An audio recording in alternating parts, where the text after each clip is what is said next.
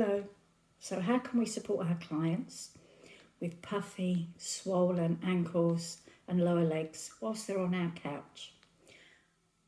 Lymphatic drainage massage towards the end. You may even actually want to do a bit of passive joint movement, so you are actually moving the joint, because the lymphatic system does not have a pump, unlike the blood circulatory system, which does. So we need to make sure it gets quite swiftly through those nodes. Okay, the lymph nodes are where all of the waste products and waste materials actually contained in the lymphatic fluid are cleaned. And the lymphatic fluid has to go through at least one node before it joins back into the bloodstream at the subclavian vein. The smallest lymphatic pipes or vessels are the initial lymphatics, also known as the lymphatic capillaries. Okay, so these are not like blood capillaries, which are closed tubes.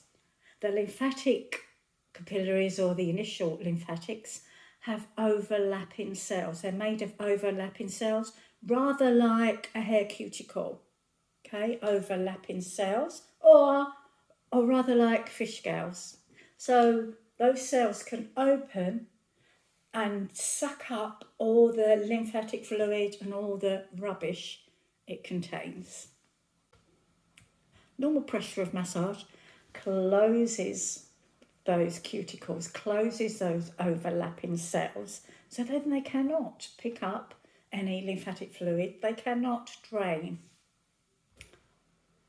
So as we do a very light superficial massage to the lower leg, we're aiming for the popliteal lymphatic node behind the knee.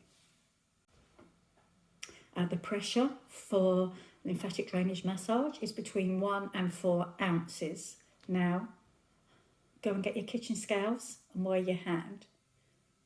Even do some thumb walking and see how heavy your hand and your thumb walking is. It's a lot more than 4 ounces. So really we are aiming for 2 to 3 ounces of pressure through our lymphatic drainage massage techniques. We can also do passive joint movements, i.e.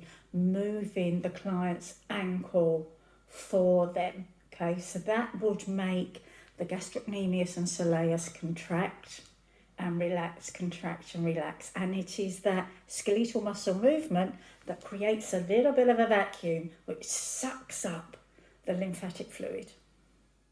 So I'm going to show you 3 different techniques on the lower leg and also the foot that you can incorporate perhaps in your cool down lower leg massage if your client has puffy, oedemous legs and ankles. Okay, so welcome to my creepy feet. And we had these because one of our courses, we done one lesson and then we had to lock down during COVID. So those people that lived on their own, we got a pair of these for them so they could practice. So bearing in mind that elusive, that perfection of 2 to 4 ounces of pressure, I want you to put your flat hands, because if you do this and concentrate on your fingers, you're more than likely to dig in too deep. Flat hands, it almost takes the pressure off. So all I want you to do is just do a little pumping action. I'm pushing and the foot is going with me, but it's a pumping action. So I'm going to pump forward and backward about 6 times and then I'm going to move on. If you can see your fingers indenting the skin, you're too hard. Okay, as you can see, I'm moving towards the knee. Then as I come right up at the knee, I'm angling slightly because I want to drain into that popliteal node, which is behind the knee. Okay, so this is the pumping action, which would imitate how your skeletal muscles work. So I'll hold the foot actually, I'm just pumping. Okay, I'm not moving over the skin, I'm placing my hand lightly and I'm just pumping. You can even do this on the foot, pumping down. Okay, that's one technique. And the other technique is circles. stationary circles, okay? Stationary because obviously you don't move, but you're placing your hand and you're circling your fingers, but you're not moving, okay? 6 to 10 circles before you move on. Remember how light it is. Always keep an eye on, am I indenting the skin? Because really we're working on the skin.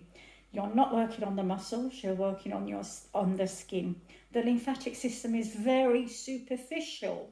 Okay, so if you've ever scraped yourself or your child has scraped yourself and no blood has come, but it's a transparent fluid, that is lymphatic fluid, okay? So you haven't actually gone down to the depth of the blood circulation. You are doing the lymphatic system, okay? So that then would need a band-aid on it because you don't want to get infection in the lymphatic system.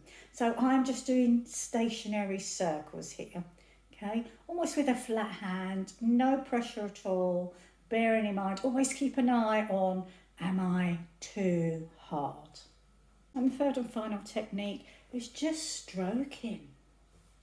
With a flat hand, because as I said, if you do press hard with your fingertips, it's so much better because it takes the pressure off. Just stroking with a feather-like touch. So those are the 3 techniques. Then of course a passive joint movement, easy for me to say, is, okay, bad toes, good toes. Bad toes if you've ever been to dance class. Okay. Dorsiflex, plantar flex. So you are passively moving that joint, which in turn is making the muscles at the back contract and relax, which in turn is pumping that fluid back where you need it.